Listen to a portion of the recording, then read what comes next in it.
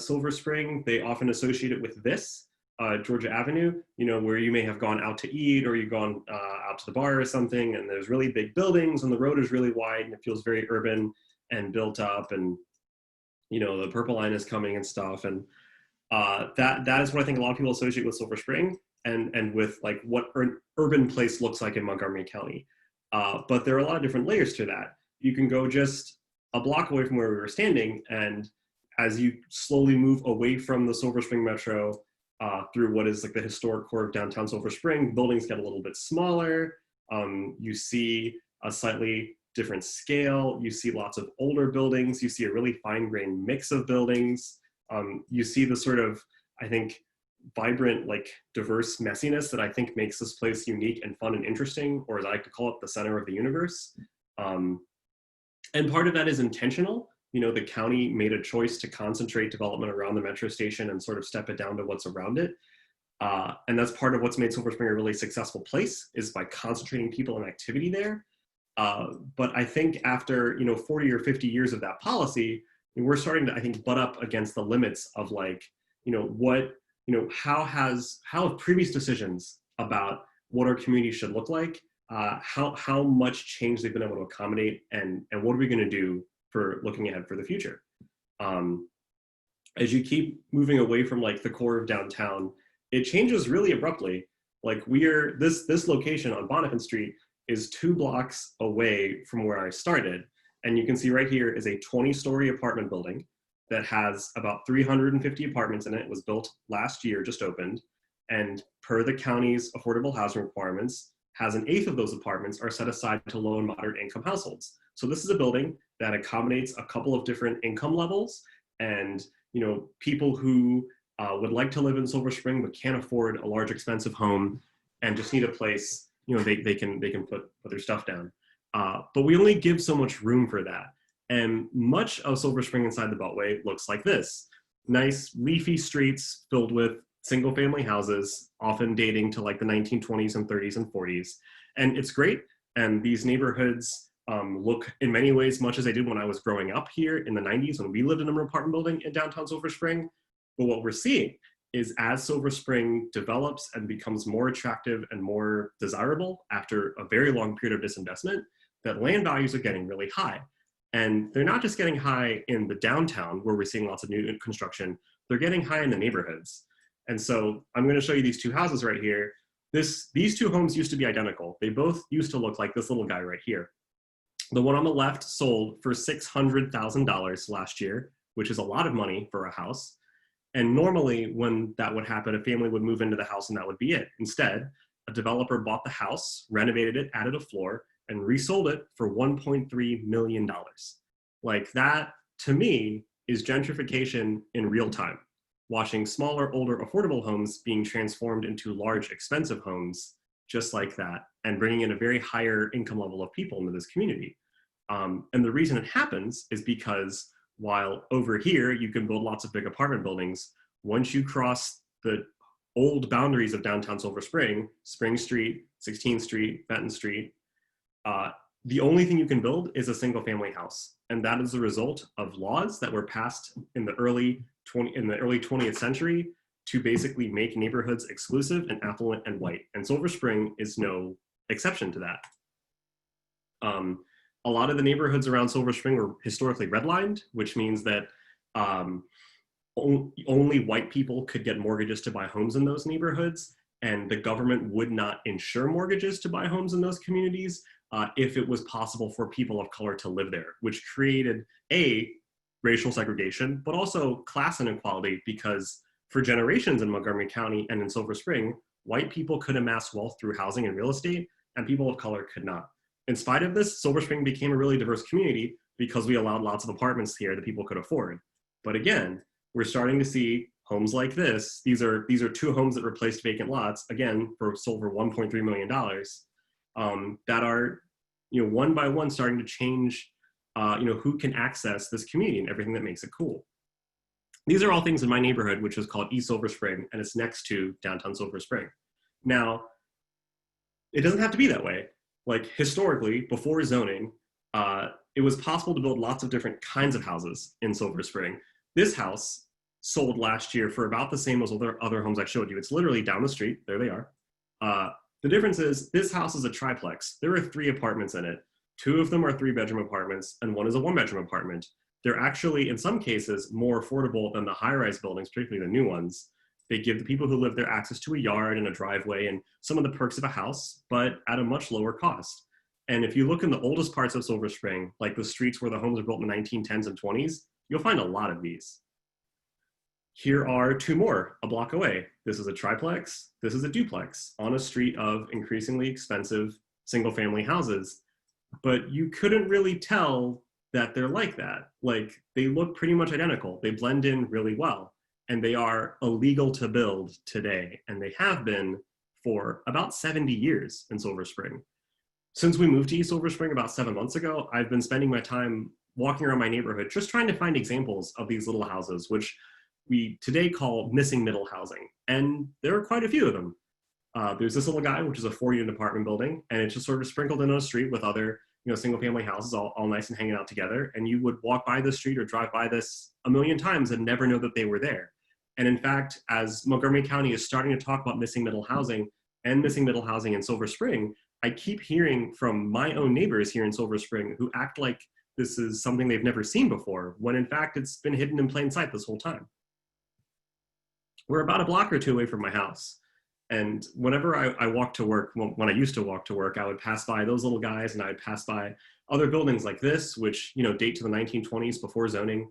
And this is, I would call, a part of missing middle housing. It's a little mixed-use building. It has on the bottom floor a really dope Ethiopian restaurant called Seb Seb. It's got a little grocery store, got a hair salon, a nice little patio they built out, and it's actually hopping right now, one of the few places in Silver Spring that is because of social distancing, and upstairs apartments. This little building has been a source of affordable homes for generations, an opportunity for a family to build wealth by opening a business or by owning the building and renting out apartments to it. And again, in a neighborhood surrounded by single family houses that no one seems to mind that it's here, but also completely illegal to build today under current zoning. There are a couple exceptions to that. There's my street, Hartford Avenue, which on this side of the street are little cottages built in the 1910s. And then the other side of the street was basically empty until the 1980s, when, this being one of the very few places in Silver Spring that townhomes were legal to be built, a developer went and built them. My partner and I spent 2 years looking for a house that we could buy here, and ended up actually moving away from Silver Spring because there was nothing we could find that we could afford without going through a bidding war or a home that wasn't, in such poor repair that it was just going to be bought by a developer and flipped and sold for 3 times as much. The only house in Silver Spring that we could afford, and the reason why we were able to move back, is this one. This is the house I'm sitting in right now, and it's a townhouse, and it's the only reason we can afford to live here.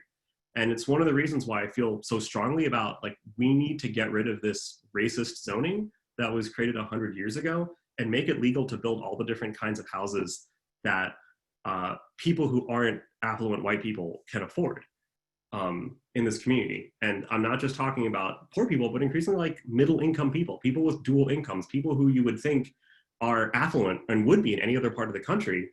And I count myself in that, who are basically priced out of this community because legally you can only build $1 million houses now.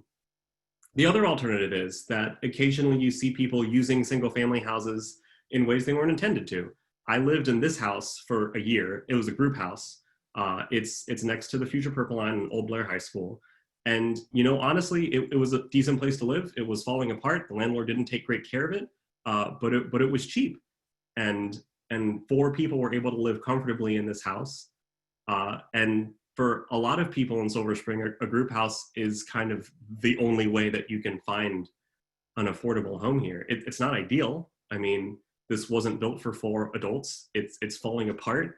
But legally, the only thing you could replace this house with is a much larger and more expensive house. The part of the challenge is that, when we talk about allowing new kinds of homes in this community, the conversation usually starts and ends in one place, which is, well, I saw some new homes being built and they were really expensive. And a lot of people in Silver Spring point to this development, which was called Chelsea Heights. It was formerly a private school, and then 10 years ago, EYA, which is a big developer of townhomes in our region, bought the land from the school and proposed putting these townhomes here. And today, some of these homes sell for $7, $8, $9, $1 million. Not quite as much as the new single family homes, but a lot. And these are often held up as an example of why we shouldn't change anything, because it'll just end up more expensive homes like this. But that's only part of the story. The neighbors who live in the single family homes next to it, which can cost upwards of $800,000 themselves, spent 3 years fighting this development, putting it through multiple appeals, causing the developer to reduce the number of houses in it, hiring an organization to do consulting that promised they could stop unwanted projects based on environmental concerns, like there being apartments in your neighborhood, hundreds of thousands of dollars in legal fees for the developer, which get passed on to the buyers, and tons of time and money that Montgomery County taxpayers wasted fighting to have this thing built. I mean, I'm proud that it's here, but it's expensive. I can't afford to live here. And there are 8 affordable, moderately priced dwelling units here that are a lot cheaper and they're subsidized, but there could have been 12 because we could have had more units, and now 4 families don't have affordable homes here, and 8 lucky families do. And I honestly hold neighbors culpable for that. Like, we made it hard to build things, and so things became expensive and difficult to build. It doesn't have to be that way. The challenge is, like, while we have these conversations in Silver Spring and closer in communities about like what things should look like and who should have a say in what the community should look like, people who can't afford this community, and it's a lot of people now, basically just get priced out. And they end up in places like this. This is an apartment complex under construction in Clarksburg. These are fairly cheap apartments. They're new, but because the land is so affordable, you can rent a home here very affordably. And on the one hand, this is great. It's a nice new development. This vacant property here is actually an elementary school now. There's a shopping center, but it's also completely virgin farmland. Like, this is the cost of not allowing people to live in Silver Spring.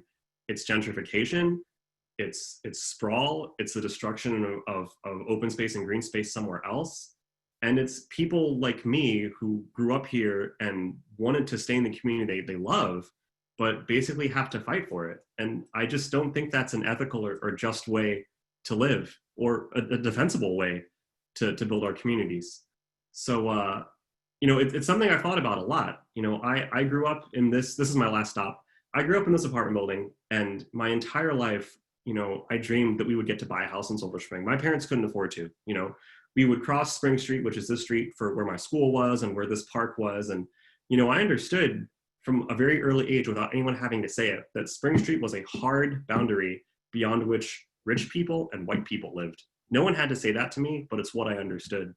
And it sort of like became like a passion project when my family finally had to move out of Silver Spring in '98, that like I was going to prove that I could buy a house in this community and that I could put down roots in this place where it felt like I at once belonged and felt at home, but was also being told that I didn't belong because my family, no matter how hard they worked, could never live in a community like this, permanently at least.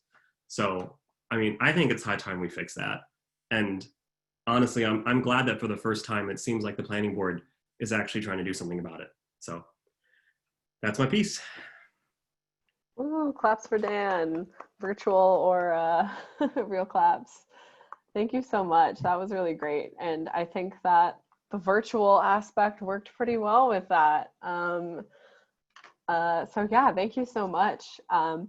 We'll take a few questions before moving on to Allison. There was one question in the chat that I answered about when was the last time that Montgomery County adjusted the affordable housing set-aside mandate, which is known as the Moderately Priced Dwelling Unit Ordinance, or MPDU.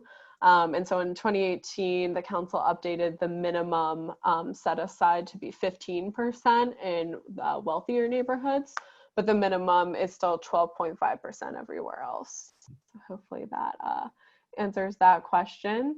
If anybody else has some quick questions, we can put them in the chat. 2 quick comments that I wanted to make before we move forward was that I think that that's a great point about group houses. One of my favorite neighborhoods that I've lived in has been Old Town and College Park.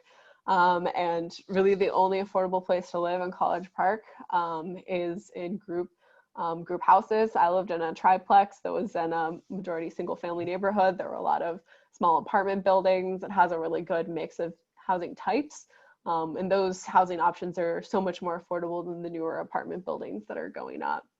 And then I also love that you tied to Clarksburg in the end, because I've talked to a lot of people who say like all of these problems come from our population continuing to grow. Why can't we just stop growing and basically close the doors to the county?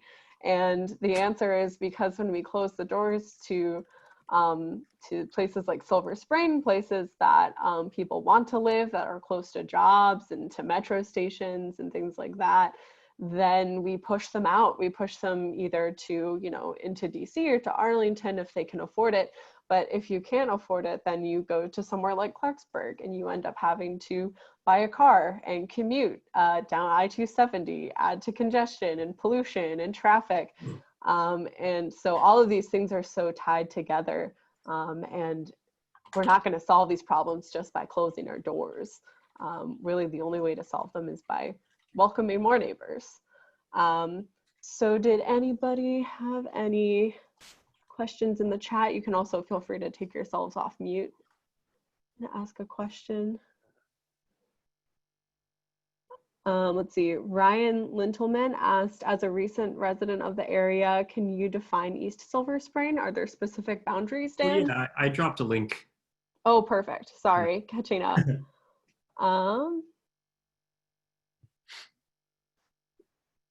So, okay, it looks like Dan's been answering the questions in the chat. What is the opinion about Silver Spring absorbing other land? I'm not exactly sure what that question means. So if you want to take yourself off mute. Oh, is it like Kensington, Wheaton? So, do you know an answer to that question, Dan? I feel like I need more context. Okay. My question is, I heard in the beginning of, I think it was you, Dan, or maybe Jane, about the specific areas that Silver Spring was looking to, I don't know, annex or absorb or expanding the boundaries. I know when I lived in Houston, it was a big deal whenever Houston wanted to absorb smaller communities. And I kind of like living in Wheaton, but lots of people tell me I live in Silver Spring. So it's sort of like that little pride that I have about Wheaton. Just curious what thoughts are. Oh, this is not quite like that. So like, okay. Silver Spring is unincorporated, which means it is not a city or a town officially. It is basically under the county's jurisdiction. What we're talking about is the county defines what the boundaries of downtown Silver Spring are, which in turn, like they're basically creating a plan for like the next 20 or 30 years of what downtown Silver Spring should look like. And they're basically just expanding the area that they want to look at. And it's not very far. It actually would only go like a block or a couple of blocks in each direction to surround some of the areas that I was describing, to basically look at ways that we can allow more affordable homes in those communities. But like the address wouldn't change, the like boundaries of what is Silver Spring wouldn't change. You could, I call it Wheaton, and I got into an argument with a friend of mine who was like, I live in Silver Spring, and I said, where? And he's like, oh, I live in Wheaton. And I'm like, that's not the same. So thank you, Dan, and that's a great question, Rebecca. Thanks for asking that so we could clarify. Great. I think we'll move on to Alison, and we can have more questions after that about both presentations. So if you want to go ahead and share your screen, Alison, and thanks so much, Dan. oh, thank you for having me. Okay, so give me a second here while we wait for the screen sharing to happen.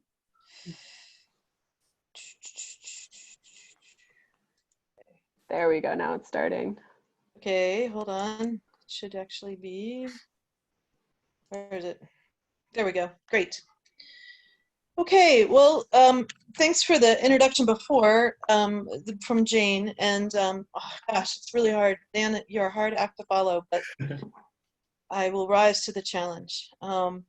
So as Jane said, I'm president of my neighborhood association, but I'm speaking tonight, I'm just speaking on as myself. But I think I am proud of being president of the neighborhood association, and I'll say a little bit more about that in a bit, because I think often so many neighborhood associations have done a lot of NIMBY work, and I actually am really proud to not be a NIMBY, and really glad that you can be a YIMBY and still be president of your neighborhood association. So, woohoo! But But I am speaking tonight just as my own experience and with my own opinions, and not representing anyone. I also want to say that I'm a former PTA president, and in the same vein, I say that because far too often there are some really loud voices from the school system that tend to be anti-development. And as the longer that my kids were in the school system, the more important I felt like it was really important to speak up and say, no, I'm not afraid of having more housing built. People need places to live, and we need to keep it affordable, and I welcome that. And just simply saying we're not going to build any more houses doesn't solve the problem of school overcrowding anyway. So I'm going to talk about a little bit about that in my tour. I'm not as good as Dan in terms of, because he's a planner, he gets to give people tours on screen all the time, and I'm a science writer and I never give people tours. So Dan had to teach me how to do this, and I'm not as good as he is. So I hope I don't make anybody seasick or dizzy by moving the screen too much. This. That'd be great. But anyway, with all those disclaimers, so welcome to my neighborhood. Here we are in a helicopter flying. Here's Capitol Beltway, and I live just outside the Capitol Beltway in the neighborhood called Forest Glen. And funny side note, we're actually having a red hot debate in my neighborhood right now about changing our community association name to more illustrate where we live. And it's been a really fun debate to have, and trying to get people to always be focusing on the future. But when I moved to Forest Glen, it was 20 years ago now, and I had lived in Tacoma Park where I was renting in a very rundown house in a very similar way that Dan described, renting an affordable place that was nice, but not very, the whole deal. Went through the whole affordable housing thing 20 years ago, and it's so much worse now. But when we moved to Forest Glen, people would always say, oh, Forest Glen. And then I'd say, oh, not the fancy side. And they'd go, oh. And, now I feel like we live on the cool side. I tell people I live on the cool side of Forest Glen. And I get I like to poke a little bit that way. But I live closer to Holy Cross Hospital. And my neighborhood just went through the sector plan process, where we looked at how our neighborhood could face the future more effectively. And we could look at some of the problems that had been around, and some of the changes we could possibly make to be better prepared for the future. So I'm going to take Pigman and I'm going to drop you down in my neighborhood. Uh-oh, is he going to go? Oh, please tell me he's going to go. He's not going. All right, let's try again. Hold on. Sharing the screen with Pigman is turning out to be a little bit hard. No worries. Take your time. I think we all understand the need to have some grace with technical difficulties right now. Yeah. All right, let's try. Holy cow, where did I end up? Pigman dropped into a bad place. We're in Kensington. Hold on. Bear with me, everybody. Yeah, Pigman wants to be in Dan's photo, strangely. Okay, here we go.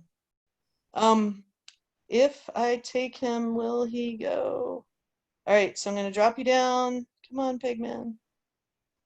Wow, it really doesn't like doing this with screen share. I know. Okay, here we go. Okay, so if I drop you down, go on, Pigman, go. Shoot. Oh yeah, it's just kind of hanging there. Yeah, there we go. Don't worry about it. Don't worry about it. He's going. I can talk while he goes. Mm-hmm. Okay, so welcome to my neighborhood. So the bulk of the neighborhood was built in the 40s, and then some succeeding streets as the developer moved out farther and farther. In the early versions of sprawl, I guess you'd say, some were built in the 60s, and then we have a couple of streets that were built in the early 80s. The majority of houses in my neighborhood were built in 1947, and they look like this. And this is like there's so many places like in all around DC, like East Falls Church, you can find identical housing developments. I'm sure that the developer, it was the same exact developer. And you look at these houses, they were mostly built in the late 40s, right after the war. And my own house was actually the developer's show house, believe it or not. And he used to walk people through the house. It was like a model home. and then he'd take you to the back. And when I moved in, all the older relatives remembered coming into my house and signing the contracts with them and the settlement papers and stuff. But they were really tiny houses. Some people have added on, like you can see here. But some of them remain very, very small, very modest homes. If you look around, oh, it's so slow. Wow, it really doesn't like sharing with Zoom. If you look around, some of them remain very, very small. And what's interesting is I worked on the subdivision staging policy, and boy, I live that policy. A lot of the data I can back up with anecdotal evidence. They talk in the subdivision staging policy about how the bulk of overcrowding isn't addressed by the moratorium because often it's turnover. And so when I moved in, a lot of my neighbors were original owners. They were World War II veterans. They had bought right after the war, and then one by one, the houses turned over. The year I was pregnant, 18 years ago with my son, there were 12 women on my street who were also pregnant. That neighborhood went from 0 children to like a billion children. We have a bus stop with 35 kids on it. One single bus stop, 35 kids get on the bus every morning, school bus. We are just exploding with kids, and yet there's been no development here, no building since the early 80s for more than 30 years. So the moratorium, we live under the moratorium because our schools are really crowded, but it's not doing anything to bring anybody more housing. It's not doing anything to solve the school crowding. And it's just so I really spoke out, about doing away with the moratorium for all those reasons. And it's interesting because a lot of these houses, they're so tiny. Like this house is very, very small, little Cape Cod. They sell like hotcakes, even during COVID. I just 2 nights ago was walking the dog and came upon a line of people lined up waiting to go into an open house. And the houses, even with COVID and the lockdown, are selling within hours in my neighborhood. And relatives come from other places and they look at my neighborhood and they're like, wow, these little cute, tiny little starter houses. And no, these houses are snapped up and people stay. And this is basically what the subdivision staging policy talks about, is a lot of it is turnover. So if you're wondering, I mean, you might, especially if you're my neighbor and you're from, say, like North Carolina, and you can't figure out what is it about this neighborhood that makes it so appealing. And it's exactly the same thing that was appealing to me. It's proximity to metro and transit. Because here's where we just were, and here's Georgia Avenue, and here's the metro. And you can walk a block and a half from our neighborhood. A lot of people consider even these streets to be extremely walkable to metro and then to the buses. And so the nearby transit and then the nearby beltway make it I think is one of the big attractants to the neighborhood. And anybody's bought a house, I'm not telling you anything you don't know if you haven't bought a house, if you've bought a house recently. But there were problems. There's a big problem with our neighborhood, and I'm going to drop you down and show you what it is. And that problem, not surprisingly, is if Pigman will go faster this time. Yay, he did. So the problem with my neighborhood is that when you walk from my neighborhood, my house is over around back here, you have to cross this gargantuan highway known as Georgia Avenue to get to the metro. And there's no good way to do it. And see this sad, lonely little pedestrian? That may even be my husband if I look closely. It is really, really dangerous. It has been known as the intersection of death. It's often been rated as one of the most dangerous in the state, whole state of Maryland. Here's the metro hidden over here. And when you talk to older neighbors in my neighborhood, they say that they'll tell you very openly that when this metro station, which was rather late in the system, was put in, a deal was made. The neighbors were uncomfortable with those people who might get on metro, ride the metro, and come and steal our TVs, and then get on the metro with the TV and go back to the city. This was literally brought up several meetings during the negotiations for the metro station. And so the idea was, well, we'll make this a commuter lot, and people will drive to it, and this will be where you drop someone off, and you won't use the metro. And the road will literally be a barrier to the metro and will keep people out of our neighborhood. Well, it turned out, you put up gates to keep people out. You also keep yourself in. And as the neighborhood turned over, it's been terrible because everyone wants to get to the metro. And so my neighbors and I, for the last 15 years, have fought to get a passageway under Georgia Avenue that would this amount allow a lot of connectivity, not just to the metro, but beyond. And one of the things, you can tell I'm not as good at Dan because I don't have the same tools he does. But this building, which is kind of not so, it has maybe 2 or 3 tenants in it now, the Fortland Medical Center. We dream of turning this into lots of housing, lots and lots of housing with retail and restaurants and daycare center and maybe all kinds of other amenities that neighbors could use down in the bottom part of the building. And so we worked in the sector plan, really wanted that. And I was really gratified that so many of my neighbors wrote in. One of my neighbors wrote in and said, please make it, put as much housing as possible there because it's so hard to buy housing. We've been very active about trying to support it. Alison, what is the sector plan? Oh, sorry. So the sector plan, I thought I said this in the beginning. I might have Just for those who might not know what a sector plan is.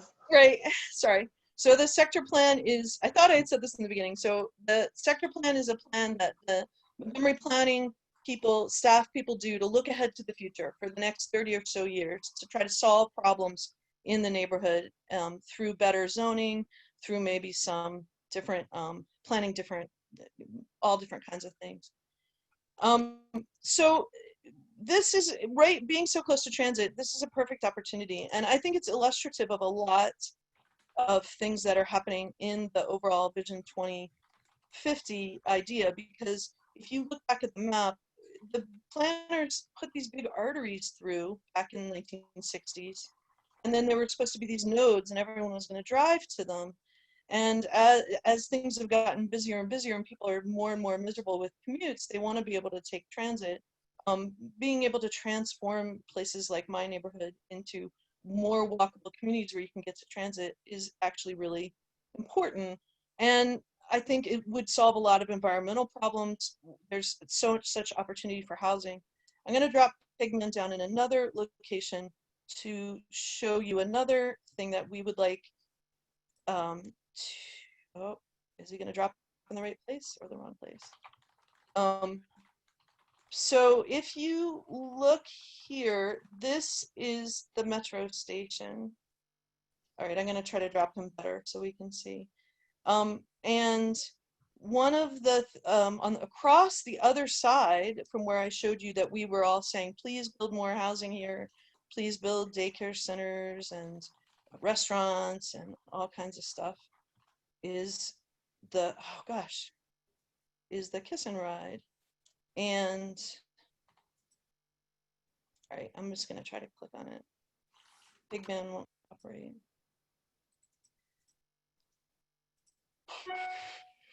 Sorry, everybody. No worries. I've been very impressed that you've been able to make this work and to drop him. I don't think I'd be able to do that. He keeps wanting to jump into Dan's photo. It's really funny. You gotta zoom in more. That might make it easier. Maybe. I'll try. Okay, so you can see this is the metro station, and it's got a huge bus loop that is used by a total of 35 people each week. And wow. Regulations in the past, by used, I mean only 35 people use the bus part of this loop. It is a really egregious waste of land near metro. But they were required to do this back in the day by regulations because they needed, I don't know, there was some sort of weird thing. It's been explained to me.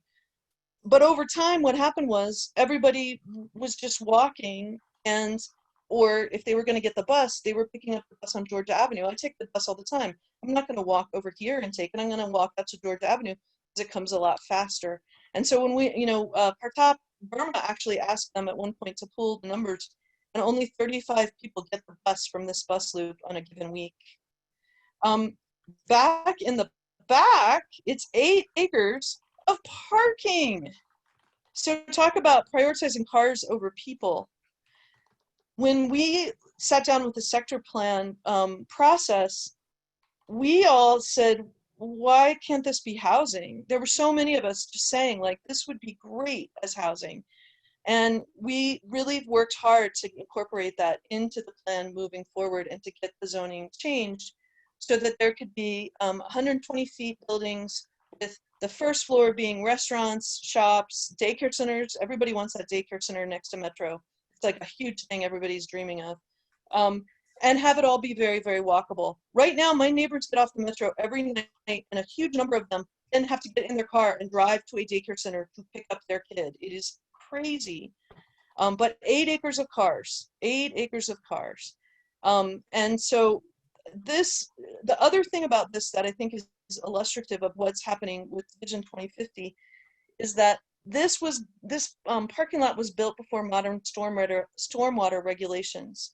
So every time it rains, water just sheets off of here down into Rock Creek, the Rock Creek watershed via a stream way behind where this photo was taken. And it's terrible. It's terrible for water quality. It's terrible because it scours out the stream, so it's really bad for wildlife habitat. There is a pool that is really popular next to that stream, and the pool actually is in danger of falling into the creek ravine because the scouring has gotten so bad that it's causing collapsing down into the stream valley. And it's all because the water just comes off here, off this parking lot at huge speed. Also, as that water moves, it's picking up tons of pollutants from the 8 acres of cars. So ironically, if you built housing to modern regulations, and particularly if we have the courageous act of making them all really green buildings with nice green roofs and really good stormwater and a lot of catchment and slowing that water down, we would be building more and probably having a really positive net environmental impact. Not only would we be slowing all that water down and stopping all that pollution, but the dream is that all those people that live there would then not have to drive on roads like 270 and they'd be using mass transit, which would also be an environmental win. So I think there's a lot there about what we're looking for in Vision 2050. Going back to the map, I want to highlight one other piece of my neighborhood. I'm going to take Dan's advice by zooming in more, and maybe Pigman will be happier. 2 other things actually I want to show you before the tour is over. So if I take Pigman and drop him here, you can see, okay, Pigman, go for it. Go on. You calling him Pigman? Peg. Oh, Peg. Okay. I was like, what He's is actually he like, saying? isn't he like he's like a gummy bear to me. I always think he looks like a gummy bear. So this, across Georgia Avenue from my neighborhood of single family homes are these multi-family dwelling units. They're apartments, garden style apartments largely. A lot of these were built in the 40s as well. And it's hard to see behind this tree. And I couldn't find a really good picture. I should have gone out and taken one, but I kept getting caught in the rain today. This apartment building was built about the same time as my house and has not been improved since the 40s, including the HVAC system is apparently the original one from the 1940s. It is now being rented for market value, so the landlord's kind of getting away with not improving the building. A lot of complaints about living conditions in there, and freezing in the winter, very hot in the summer, just really not in very good condition. Right now there are 72 units, so 72 apartments there. Montgomery Housing Partnership was so excited about the coming changes to our neighborhood and what they were hearing through the sector plan process that they went ahead and kind of fast said, hey, we want to go ahead and start the zoning change before the sector plan is finished, because we'd like to buy this property and turn it into something really, really different. And I'm going to show you a picture. Montgomery Housing Partnership is a nonprofit that works on affordable housing, and what they want to do is make that building look like this, which would have 189 units when it's complete, a large percentage of them being moderately priced dwelling units. There would be courtyards in the middle, incorporates lots of trees and open space that the residents can use, but would house a lot more people in modern, clean, very energy efficient green building. And I'm really proud of my neighborhood because we hosted Montgomery Housing Partnership in November, and we asked them to please give a detailed presentation of what this housing development that they were going to do would look like and what the details were. And my neighbors turned out in force to hear the presentation and then voted unanimously in favor of it.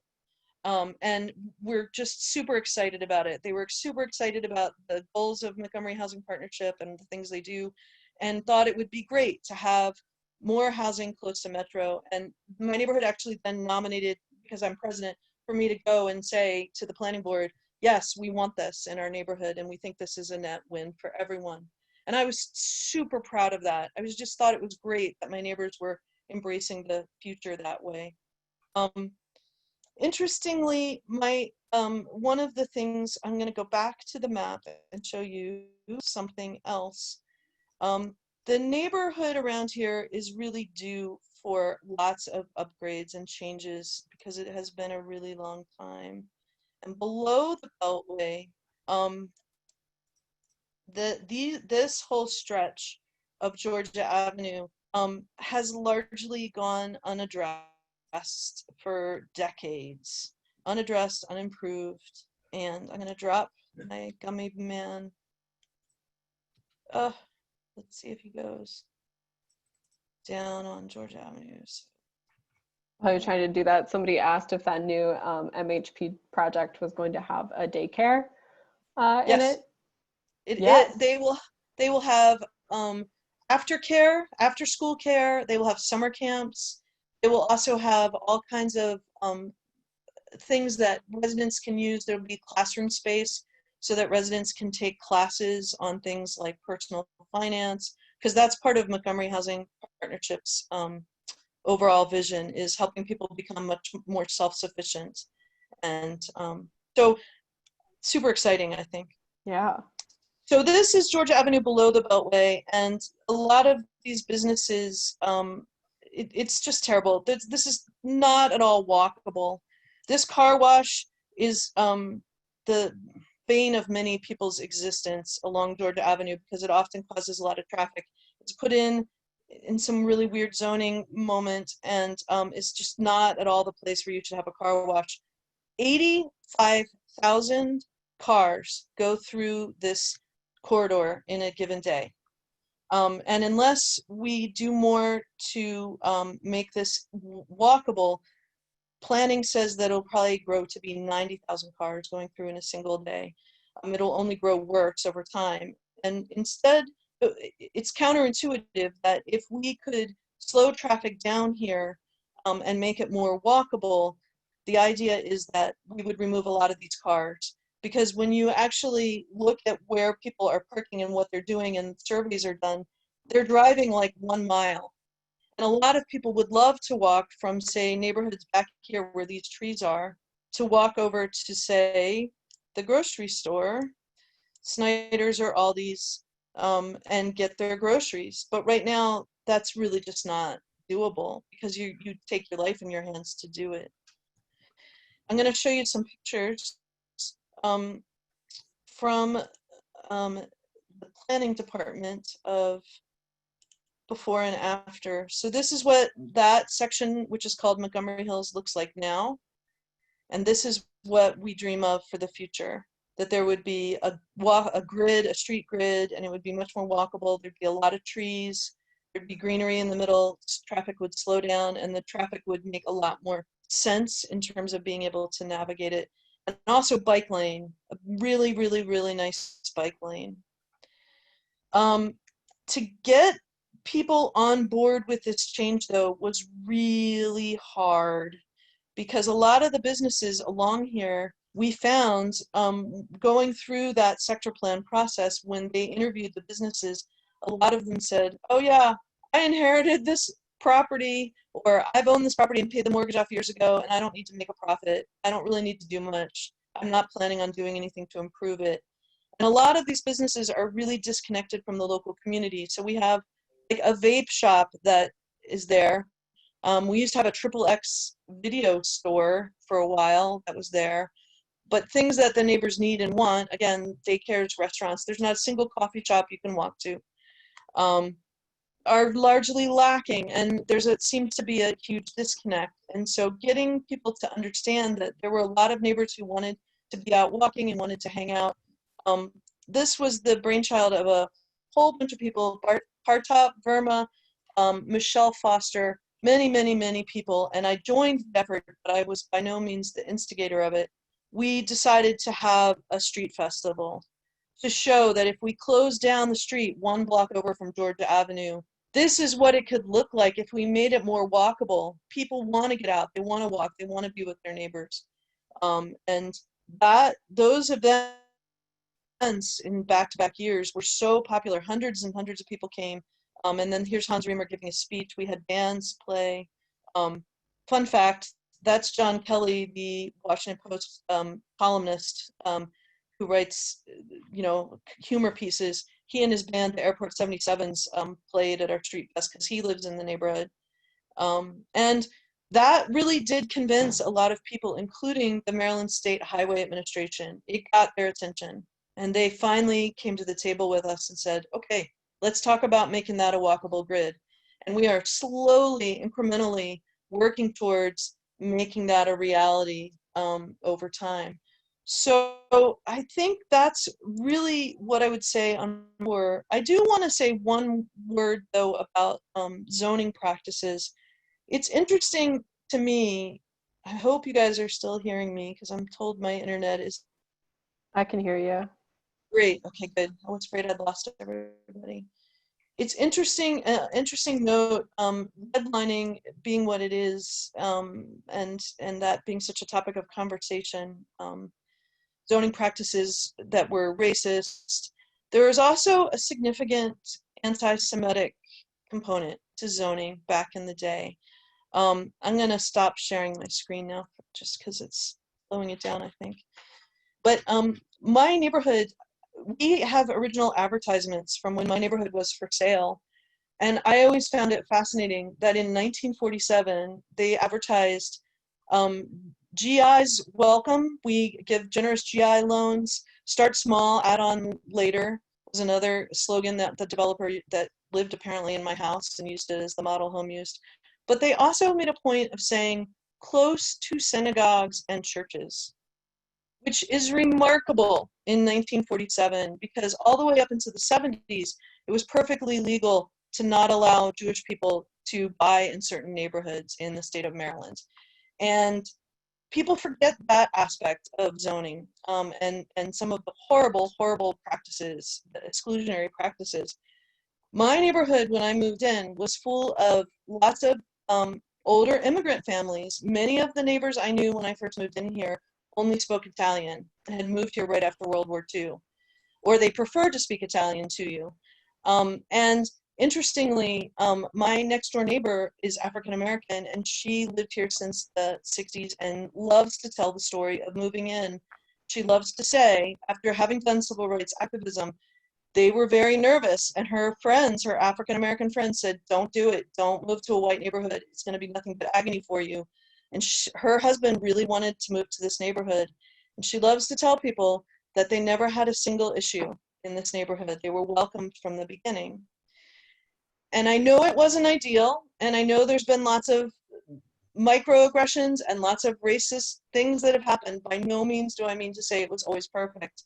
But I think it's interesting that it was sort of baked into my neighborhood that this was a neighborhood of strivers back in the day. My neighbors were the people that printed the Washington Post in the middle of the night. My one neighbor across the street, back in the 50s, 60s, and 70s, he ran the printing presses for the Washington Post. My other neighbor was a mason, and he built houses. He built a lot of the same houses that are in this neighborhood, by hand, he was out there. And it was a largely blue-collar neighborhood, and was a place you could start out in life. And I think it's really nice that that has continued, and the neighbors that are moving in now want to continue that tradition. And I'm really proud that we're continuing to do that by welcoming things like Montgomery Housing Partnership to be here. But I think part of that is a responsibility to be vocal about it. And I want to keep saying that, yeah, I'm a PTA president, and yeah, I'm a neighborhood association president, and yeah, I want more neighbors. And we need to find a better way to fix the lack of schools. And we need to put pressure on the school system, not planners, when it comes to fixing that problem, because the school system needs to be more flexible. So those are the kinds of conversations I like to have. Those are the kinds of things I contemplate. I just recently found out that our friend Bridget Howe actually told me her grandfather had moved into this neighborhood because it was one of the few neighborhoods he could move into back in the day because of exclusionary zoning practices. So interesting thoughts about how zoning has played a big role in where people have been able to buy and what they were and weren't allowed to do, and how we need to keep fighting against that and allowing more people more places to live. That's perfect. So that's Thank you That's so my much, tour. Alison. Claps for Alison. Yeah, no, thank you for that. That was really wonderful. Thanks to you both. I'll share like my 2 takeaways from each of your walking tours really quickly. And then I'll open it up to a few questions. I had scheduled the meeting to go to 8:30, so I can do a quick overview of the policies and actions, and we can talk about this. But I think that answering people's questions about your neighborhoods is really interesting, and we're spending time on. So my personal takeaway of East Silver Spring, and sort of why I asked both of you to give these presentations, is that East Silver Spring really offers us a vision for the future by looking at what we did in the past, how in the past we allowed so many different types of homes, and because of that, East Silver Spring became a really diverse neighborhood, both racially and income-wise, and it was a way for people to sort of to become a part of this community, to, I guess, live out the American dream, or what we think of the American dream. But because we sort of stopped doing that, it changed, and it didn't get to continue to be that the way that it was in the past. So I think it's interesting to look at the past of East Silver Spring and see how that offers us a vision for the future. And then with Forest Glen, I think that it's also really interesting what you were saying towards the end about how Forest Glen was really also similarly a place where like just working class, middle class people could buy a home and live in a really nice neighborhood. But because the neighborhood didn't continue to change to keep up with the needs of the housing market, of having a metro station, all these other things that changed in between 1940 when your home was built and 2020, that now it's a really difficult neighborhood to buy a home in if you are that same type of working class, middle class person. I know that a few people in the chat were saying that they tried to look for homes in the Forest Glen neighborhood and were absolutely priced out. And I think that that's a really good testament that if we want our neighborhoods to continue to be welcoming places, then they need to continue to change. We can't just be frozen in time, or else we'll change in ways that aren't welcoming and are more exclusionary. So those are my takeaways. I'd be interested to hear what other people's takeaways were, and if there are any questions, feel free to take yourself off of mute to ask a question or to drop a question in the chat.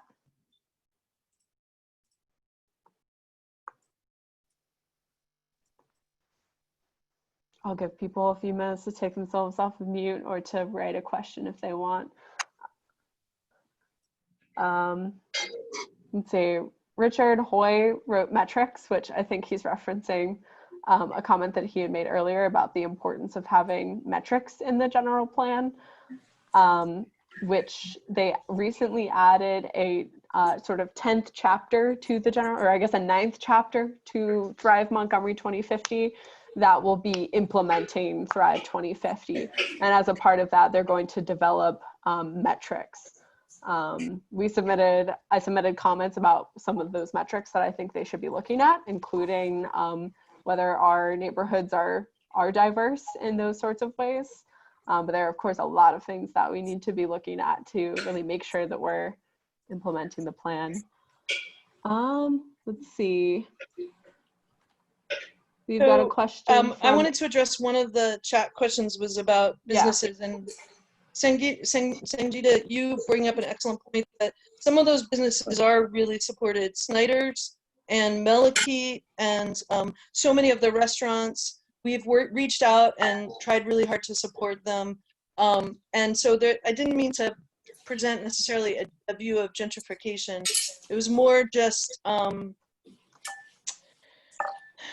I don't know, that places like the car wash, for instance, does not necessarily fit into what that neighborhood, how to keep the traffic moving. And it's an interesting question. I don't think it's one that has a... But then there's always lines there, and it's like people are coming using that. No, I was just pointing this out because, like, you know, I've lived in like more transitioning urban neighborhoods, and like so you get what I'm saying with gentrification, that you have like, you have people, you have a population of people who at this point are upper middle class, who are living in your neighborhoods or in the neighborhoods around there, who are like asking for coffee shops and yoga studios, and you have another population of people who are using the existing businesses that are there. So it gets back to this entire problem of like, how do you actually get input from all the different people? And there's that raises, and I think it's an important question to keep asking, and I'm actually really glad that you challenged my cavalier attitude on it. I'm glad you called me on that. It's a point of frustration, but it's also you know, I look at the business that Dan showed, and God, I'd love that. I would love that in that same space. You know, I think that's an interesting point of tension, and be careful and pay attention to. I also, by the way, I want to say I love the bagel place. I love the tropical ice cream place. They are almost impossible to get into and out of. And so yes, no, it is. It's horrible driving there, walking there, getting there anyway. I mean, the deli just closed, right? And it's not back. Yeah. And so making those businesses maybe more accessible to more people would be good. But I think that we also, as we move through Thrive 2050, need to pay attention to the funky little businesses, and we need to make space for them in all neighborhoods, because those are what make neighborhoods really cool. But it is a point of tension, because literally there is no place to sit with a friend and break bread and talk. Fancy, plain, anything. There's almost no place to do it in my neighborhood. I'm going to try to move us along because we're getting towards the end of our time, and I want to make sure we can get to all the questions. So I think, thank you so much, Sangeeta. And I think Dan had one comment on this. I think this is a... Yeah, no, this is a very interesting point about like what businesses do we have in a community. So Dan, if you want to make a point, and then we'll go to some other questions really quickly before I talk about what the next steps are. I was just going to say this exchange reminds me a lot of, I feel like, the tension I see in downtown Silver Spring, where I think a lot of the businesses there in the downtown itself tend to serve either younger people or a lot of people of color. And like, if you were to go to the shops on Georgia Avenue or even on Ellsworth Drive, you would think you were in a very different neighborhood than if you were a couple of blocks away surrounded by these like $800,000 and $900,000 houses. And I often feel like they don't really interact with each other very much. Like sometimes when I talk to people who live in these neighborhoods within walking distance of downtown Silver Spring, like I don't always feel like they engage with the downtown. And it's sometimes it almost sounds like they would prefer that it wasn't there. And I'm not saying all of the people feel that way, but it's definitely like the people who, you know, a lot of me and my friends like live in Silver Spring to go to downtown Silver Spring. And I don't always get that vibe from people who are homeowners there. Interesting.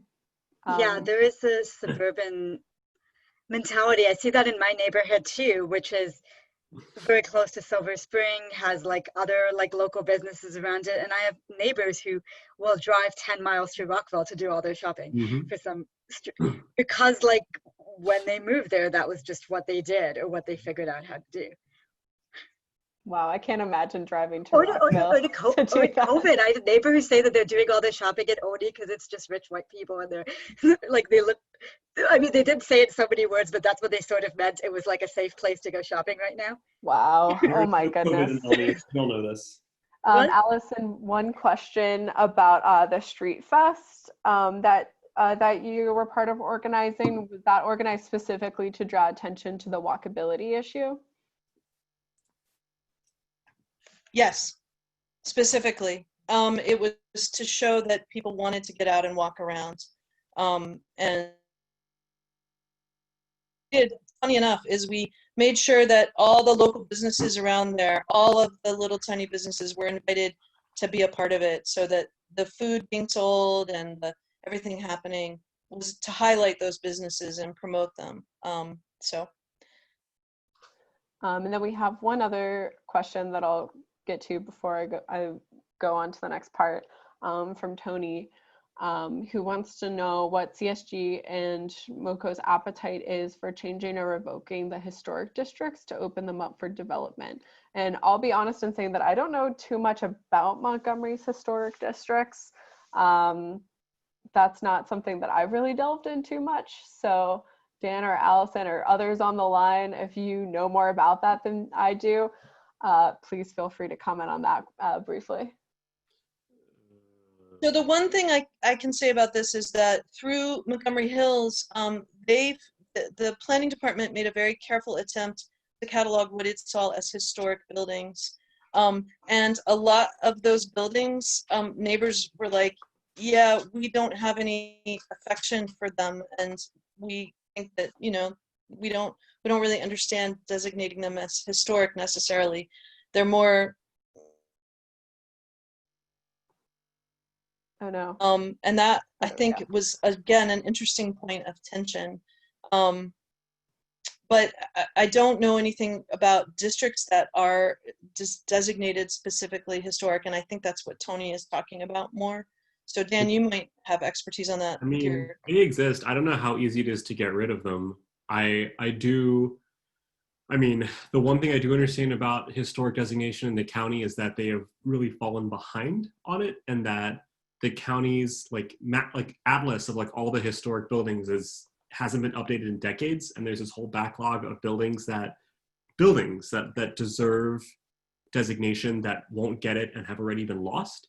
And so I'm saying that to say that like there are probably a lot of buildings I think that are worthy of preservation in the county. We don't really have the resources or the political will to preserve them. And so what often happens is it feels like historic districts end up being used as a tool to keep development out of neighborhoods. I mean, one of the things that really makes me sad is watching this conversation about the Silver Spring downtown plan and hearing some of the neighbors in neighborhoods like mine, East Silver Spring, talking about, well, we can just make the neighborhood a historic district and then they can't do any development there. And like, I find that to be kind of gross, honestly. Like, that you shouldn't use historic designation to keep people out of your community. And also my house is 1988. Like, does my house go in the historic district? It doesn't, at least not yet. Yeah, thank you, Dan. And thanks so much, everybody, for those great questions. I'm sorry, I don't think we were able to get to everything. I'm going to share my screen now. So, it takes me a second. There we go. Okay, so I'm going to very quickly talk about Thrive 2050's draft policies and actions. So this is the timeline that we're in for Thrive Montgomery 2050, the county's general plan update. And that looks at the entire county. So we are in the draft policies and actions. After that will come the draft working plan in September. And then after that's published, the plan goes to the planning board. They have several work sessions to edit it, make their changes. Then they vote on it, send it to the council. The council has their work sessions to edit it, make their changes, and then they vote on it. So ultimately the council is what has its say, but it's really important what it gets presented to the council. So Thrive 2050 has 8 identified issues, and all of these issue areas are being looked at through the lenses of the economy, environment, and equity. I'm going pretty quickly, so I'm sorry about that. This is how the general plan is broken down at the moment. There's an issue area, That issue area has like a few paragraphs detailing the vision for how we're not going to anymore have that issue, or how we're going to address that issue in 2050, then breaks it down into goals. Each one of those goals has multiple policies, and then each one of those policies has multiple actions, although some of the policies do not have any actions, which I think is a little bit of a problem. So I'm going to talk about the major actions in land use, housing, transit. I'm not going to read all of these. It's a lot of text. I think the land use ones are especially wonky, so bear with me. One of the big ideas in the general plan has been this concept of complete communities, where you have healthy food, schools, access to transit, affordable housing, everything that you need within 15 minutes without getting into a car. So to do that, we're going to have to build our communities to be so that things are closer together so that we can get to them more quickly without getting into a car. So one of the big actions recommended for land use is to do a complete communities functional master plan, which means that it would look at the whole county, but it would specifically look at the issue of complete communities. So there's this idea for a functional master plan. There's the idea for doing master sector corridor plans, reviewing and revising zoning categories, and all of those sorts of things. So complete communities continues to be a really big idea driving Thrive 2050. Although I personally think that they need to emphasize more that the complete and the 15-minute living comes from not having to get into a car. So next with housing. This is the big kahuna. I don't know if that's the right phrase, but expanding housing options in detached residential areas near high capacity transit by modifying zoning code to allow for duplexes, triplexes, quadruplexes, and residential types by right and with smaller lot areas. All of that says basically legalize missing middle housing. Having, like it says, duplexes, triplexes. I would like it to say also small apartment buildings. So basically apartment buildings of 20 units and below is how that's generally defined. This doesn't specifically say to do it through a countywide zoning amendment, which is what staff has previously said that they would recommend, but that specific vehicle for making this happen is not specifically laid out in the draft policies and actions. So that was one of my comments to the planning board. There's also some goals about looking at the county's housing goals and affordability gaps. I feel like this one could be more specific about sort of one of Montgomery for All's goals is to make sure that you can afford a place to live no matter where you go in the county. If you are somebody who makes $60,000 or less, you should be able to go to Bethesda and find somewhere to live. And a few people could do that now, but it's very, very difficult and that's just one example. A lot of places in the county are really hard to find somewhere to live. And one of our goals is to make sure that anyone can go anywhere and afford somewhere to live. There's also a policy of no net loss of affordable housing in targeted areas like the Purple Line corridor. So that's saying that when somewhere like the Purple Line corridor gets redeveloped, that there's not going to be any loss of affordable housing. We'll add more units, but overall we will still have the same amount or more affordable housing units. And then the last one is really the only action that targets tenant protections. There are two actions that speak to tenant protections, and this is just to promote financial and technical assistance and counseling to renter households at risk of eviction. It doesn't go so far as to say that if you're facing eviction, you have the right to counsel, you have the right to a lawyer, which is something that cities like New York have done.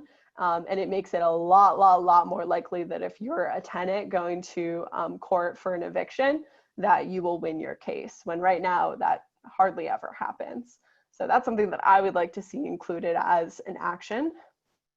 Then to transportation, they want to implement the bus rapid transit corridors plan, reallocate street space away to take some space away for cars to use for walking, biking, transit, stormwater management. They want to eliminate parking requirements for new development projects in transit-oriented areas. right now parking requirements are often so high and become so expensive that makes the units in those projects way more expensive than they need to be. And it's crazy that we require so much parking, even right next to a metro station in some circumstances. Then update public parking rates to market rates. Right now, public parking is extremely subsidized, and that makes it a lot more likely that you're going to drive somewhere and park instead of taking the bus. Something that I was really excited about that is super wonky is this idea of land value capture. So if you're somebody that knows what land value capture or land value tax is, I'm not going to get right into it right now, but that is something that the planning department is considering as an action for Thrive 2050. So the things that I see that are missing, there's not a whole lot about small business protection. When I asked about that, they said that they're currently doing a Long Branch International Business Plan, something like that. They're looking at international small businesses, specifically in the Long Branch area, and evaluating a lot of different strategies for how to help those small businesses. And so my understanding seems to be that once they do that evaluation, they'll feel more comfortable including some of those policies and tactics or policies and actions in Thrive 2050. There's no adoption of a transit first or no new highways policy. There's also no talk about transportation demand management, piloting new transit projects to make it easier to start doing new transit projects. And there's no mention of the importance of frequent transit, about how people are a lot more likely to take a bus if it comes every 5 or 10 minutes than if it comes every 30 minutes or 45 minutes. I was really surprised that frequency was not mentioned in the transit section at all. Third, no renter protections. I talked a bit about the right to counsel idea. In this group, we've also talked before about considering anti-rent gouging policies, also called rent stabilization or rent control. I prefer anti-rent gouging because, I don't know, I feel like that creates a bigger tent for the possibilities. And there's some, but not a ton, about decarbonizing the building sector, which is our biggest source of carbon emissions, although it's sort of right on par with transportation in Montgomery County. So that's what I identified as what was really cool that was included and exciting, and some things that I thought were missing. So I know that we're right at time, so I'm going to go into what's next. And then if people want to ask questions, I'm happy to answer them, and we can have sort of a very short discussion if people are interested in doing so. So, let's see, I did not update this part. This is from the last meeting. Next steps for Thrive 2050. This is incorrect. The part that is correct is the next Montgomery for All meeting is Thursday, July 9th at 7 p.m. So I'll send out an email about that tomorrow. And I'm taking ideas to set up meeting topics for. Originally, I had wanted to do a picnic at some point this summer, but that might not be able to happen for a while. It is an outdoor activity, so maybe at some point people would feel comfortable doing that. I would love to have more of a community building activity where we can see people face to face, but I recognize the challenges there. So next steps for Thrive 2050, they are taking comments on the draft policies and actions. I'll write that here. So you can email the planning department, and I'll share this in the notes afterwards, to say what you think. We don't right now have an action alert or any sort of form email that you can send to the planning department. I think that will be really important to do later, but I think for right now they're on the right track. But if you feel strongly about talking about what's missing and making sure that they include those things, maybe you think that right to counsel is really important and should be included, you can send even like a 3-sentence email to them about why that's really important to you, and that matters. So basically taking public comments throughout the rest of the summer, and where things will really come to a head is in September when the plan goes to the planning board. So we have the next several months to sort of really refine and provide our input on what we would like to see in the general plan. So I'm interested in your guys' thoughts, on the policies and actions and content that has already been included, and what you would like to see this group do. So I realize that we're at 8:30 now, so if people want to hop off, that's totally okay. I will also stop recording the meeting so that people can feel free to give their comments and not be recorded while they give those. And yeah, I will stop talking now. And I will stop sharing my screen. I can reshare it if that's helpful though.